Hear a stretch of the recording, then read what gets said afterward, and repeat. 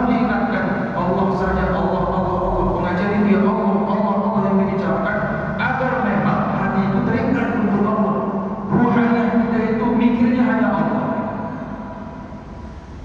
Nah, jika hati sudah terikat dan mikirnya cuma Allah Subhanahu wa taala saja, pekerjaan yang mau kita kerjakan, aktivitas yang mau kita jalankan, insya Allah terhindar dari keburukan, maksiat atau kejahatan-kejahatan. Kenapa? Karena terpikir adanya Allah di situ. Maaf cakapnya, maafnya. Ada tidak kita dengar cerita seorang kiai, namanya kiai, sebutannya kiai itu, status sosialnya kiai, dipanggil orang kiai, tapi paling juara pula dia maksiat. Kok bisa? Hati itu nggak terikat untuk Allah ya, sehingga hatinya tadi itu tidak dipengaruhi oleh keinginannya Allah. Hatinya tadi dipengaruhi oleh keinginan dunianya, sehingga hati ini mendorong jasadnya, fisiknya untuk melakukan kedunia tadi. Maaf cakap nih, status sosialnya pun seorang kiai, seorang khusus, seorang ulama, jika hatinya tadi itu tak terikat, tak cenderung mengingat Allah, gitu, ya terjerumus juga kepada jurang kemaksiatan, itu maksudnya. Oleh karena itu, hati ini memang arahnya kepada Allah saja. Sering-sering kita sebut nama Allah, gitu. Sering-sering kita sebut nama Allah, agar betul-betul hati terikat kepada Allah. Nabi yang mana hati sudah terikat kepada Allah, maka hanya kuasa Allah, hanya iradahnya Allah yang mempengaruhi hati ini. Tentu Allah itu mempengaruhi hati kepada arah yang baik. Ringanlah langkah untuk ibadah, sulitlah rasanya untuk maksiat, takutlah rasanya kalau melakukan keburukan. Nah, bila mana itu terjadi, disitulah letak ketenangannya. Karena kalau hati dipengaruhi oleh keinginan dunia, cita-cita yang terlalu besar kepada dunia ini, cita-cita yang terlalu tinggi untuk menggapai dunia, alhasil hati kita mudah gelisah, mudah khawatir. Kenapa? Karena sudah pasti dunia ini tidak akan bisa kita miliki. Kalau dibahas menjadikan marcita-cita hoina tahun naro nangkan marokan seri mahu pitu puluh opat kilo sataraman susah payo kadejo kehebau kanyawar mulak mahu borgin ternyata bayar indah dapur ko nerwani masak pas mendidik. Kalau hati sudah terikat kepada cita-cita dunia, 2030 saya harus mencalon, partai politik kami harus yang maju, kami harus yang memegang negara ini, kebijakan harus dari kami, karena jangan mereka saja yang kaya. Kalau MPG sudah sukses mereka ambil uang dari kita mau nanti MPU apa saja ini. Tiba-tiba 2030 gagal di situ. Apa yang terjadi? Kegelisahan, kepedihan dan kesedihan. Hati itu gundah gulana, apalagi barangkali modal begitu besar. Bukan tidak boleh kita berpolitik, tapi ambisi politik tadi dasarnya apa? Dasarnya adalah perintah Tuhan di situ. Makanya hati itu dikaitkan, ditonkan dia atau diikatkan kepada Allah saja. Begitu dah terjun kepada politik, pikiran kita kan tidak sebatas dunia saja, bukan untuk proyek doang itu. Nah, satu hal lagi, ini dia. Ada juga tipe orang niatnya baik, tapi kemampuannya kurang, hasilnya buruk. Pilih saya, nanti kalau saya sudah naik ke kursi jabatan, kebijakan yang akan saya buat pasti berpihak kepada masyarakat. Niatnya baik, tapi kemampuan dia kurang. Pengelolaannya tidak bagus. Ujungnya apa? Kebijakan yang dia keluarkan justru berpihak kepada segelintir orang. Nah, niat baik mesti dibarengi dengan kapasitas, dengan kemampuan. Nah, kalau yang hatinya terikat sama Allah, dia sadar diri itu tak bisa jadi pejabat untuk bermanfaat, jadi rakyat masih bisa kok bermanfaat sesuai dengan kemampuan.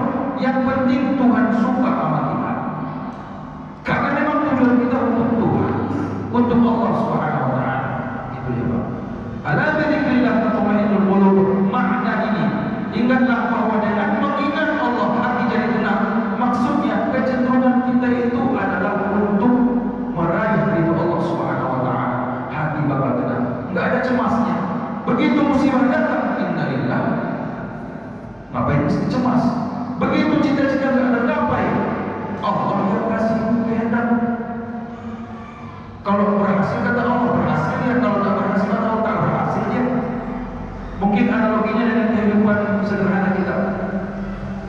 Orang tua yang mengharapkan anaknya sukses, dia sekolahkan tinggi-tinggi, S1 selesai, S2 selesai. Begitu sudah selesai akademiknya, udah S3, ternyata pekerjaannya enggak memuaskan. Apa kata orang tua yang hatinya terikat dengan Allah? Ya itu kan kehendak Tuhan, yang penting sudah selesaikan tugas. Tapi orang tua yang terlalu ambisi kepada dunia pasti marah-marah. Nasolah berkata, upah sekolah tinggi-tinggi, enggak punya watak tahu, udah bersekolah dan tahu tinggi-tinggi, enggak bisa pula tahu kerja. Macam mana nih? Anaknya dimarahin, negara dimarahin, pejabat dimarahin, Prabowo dimarahin. Gara-gara apa? Itu tadi, enggak dia serahkan hatinya kepada Allah SWT. Ini pentingnya Pak. Mungkin hampir rata-rata kita mengalaminya ya. Hampir rata-rata kita mengalaminya, ada kekecewaan misalnya yang terlalu tinggi sehingga mereka kemana-mana. Bagi kita yang insya Allah terus-menerus mengingat Allah, itu maka kita awali dari pengajian itu. Ya memang setiap kita mengaji, Allah terus yang disebut, Allah terus, itulah gunanya mengaji, supaya Pak bisa lebih tenang hati itu. Maaf nih, belakangan ini saya juga ada pengajian. Ada yang bertanya begini, Ustaz, apa dulu?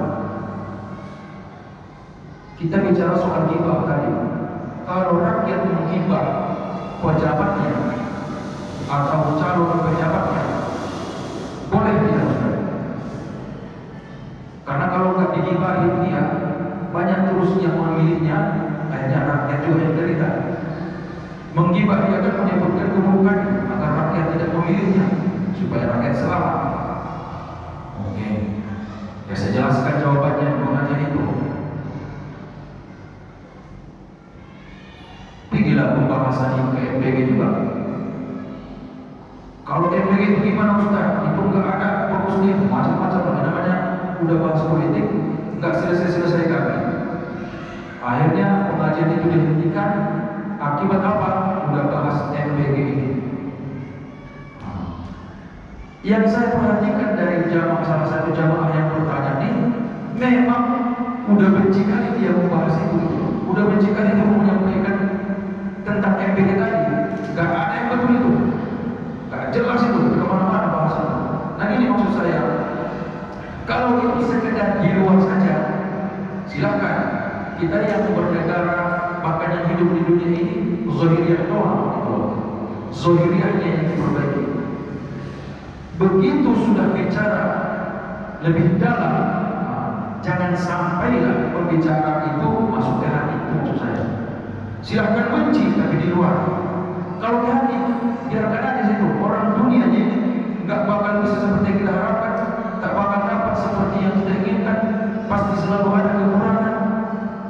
Saya ingin suami yang ganteng Ustaz, yang hidupnya mancung, bagaimana pun ibu cari, kita ada kekurangannya itu. Begitu juga sebaliknya, saya mau cari istri yang lebih cantik. Istri yang pertama udah selesai, istri yang kedua mau cari yang cantik dulu, yang begini-begini. Tetap ada kekurangannya nanti gitu. Jadi jangan sampai dimasukkan ke hati persoalan itu. Nah, jadi bagaimana agar tidak sampai ke hati? Ini maksud saya, masukkan hati itu, masukkan ke dalam hati itu hanya Allah. Allah yang dimaksud ini kan wujudullah, qudratuhu, iradatuhu, itu loh. ilmu, hayatuhu dan seterusnya. Pengajian tauhid barangkali ada pengajian di sini. Nah itulah insya Allah bila mana Allah itu yang kita masukkan ke hati, insya Allah hal-hal yang lain tidak masuk. Kendati kita bicara soal MPG, soal program atau soal-soal yang lain, itu sebatas permukaan doang. Yang di hati itu cuma Allah saja tujuannya. Kalau sampai ke hati dia persoalan yang dibahas itu, maka ada yang menyebabkan rusak badannya. Maaf nih, saya baru baca berita tadi, ada seorang ibu terlalu stres, dia mengurus anaknya sampai pembuluh darahnya putus. Stres dia merawat anaknya, anak yang masih bayi lah, masih sekitar 2 tahun. Memang lumayan sulit untuk merawat anak yang masih bayi ini, Pak, ya kan? Apalagi anaknya barangkali 5 atau berapa di rumah. Intinya berita itu sekilas saja saya lihat di judulnya doang ya. Pembuluh darah si ibu ini putus akibat terlalu stres merawat anak. Gini loh, merawat anak, mendidik anak, termasuk para guru, mendidik murid, termasuk para ustaz, menceramahi jamaahnya, itu sohibiyah. Kita di dalam itu